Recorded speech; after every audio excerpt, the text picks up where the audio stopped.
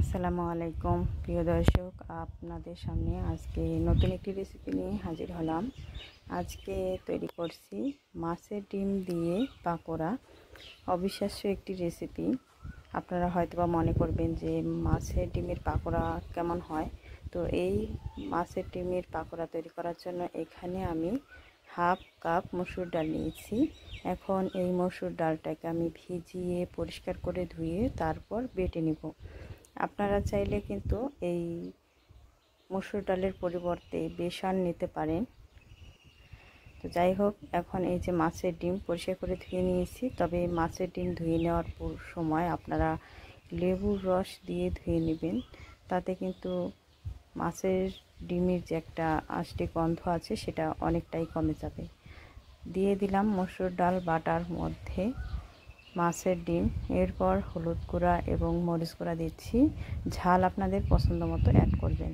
এখন দিলাম স্বাদ মতো লবণ আর ভাজা জিরার গুঁড়া এবং গরম মশলার গুঁড়া দিয়েছি।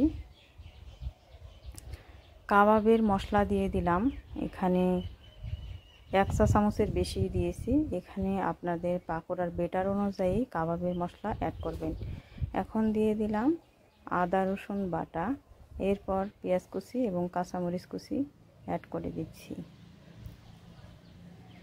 আপনাদের হাতের কাছে যদি ধনেপাতা থাকে তাহলে ধনেপাতা কুচি অ্যাড করে দিবেন, তাহলে কিন্তু এই পাকোড়াটা খেতে আরও সবচেয়ে বেশি ভালো লাগবে। এখন দিয়ে দিচ্ছি লেবুর রস।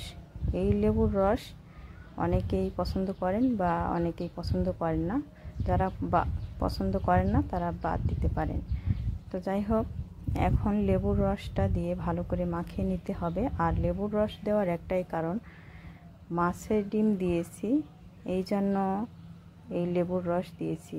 কারণ মাছের ডিমের যে একটা আষ্টে গন্ধ আছে সেই গন্ধটা যাতে না থাকে। আর পাকোড়া কাবাব এগুলোর মধ্যে লেবুর রস দিলে খেতে ভালো লাগবে। তো যাই হোক, এখন মাখিয়ে নিচ্ছি। মাখিয়ে নেওয়া হয়ে গেছে। বেটারটা কিন্তু একটু নরম, তাই দিয়ে দিলাম চালের গুঁড়া। এই চালের গুঁড়া অ্যাড করার কারণে এই মাছের ডিমের যে পাকোড়াটা আছে এই পাকোড়াটা একটু মুসমুসে হবে। আর সবচেয়ে বেশি মুসমুসে করতে চাইলে তাহলে আপনারা একটু সোডা ব্যবহার করতে পারেন, 2-3 চিমটির মতো। এখানে বেটারটা আমি বেশি ঘন বা বেশি পাতলা করে নিইনি। আপনারা চাইলে একটু ঘন করতে পারেন, তবে বেশি ঘন বা পাতলা না করাই ভালো। এইরকম করে একটু হাতের মধ্যে গোল শেপ দিয়ে গরম তেলে এক এক করে ভেজে নিচ্ছি।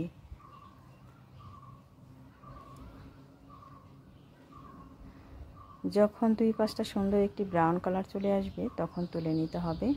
আপনারা চাইলে পেঁয়াজুর মতো করে তৈরি করতে পারেন। তো যার যেরকম ইচ্ছা সেরকম করেই কিন্তু পাকোড়াটা তৈরি করতে পারেন। এই পাকোড়া আপনারা সকাল বিকালের নাস্তায় পরিবেশন করতে পারেন, মেহমান আপ্যায়নে পরিবেশন করতে পারেন।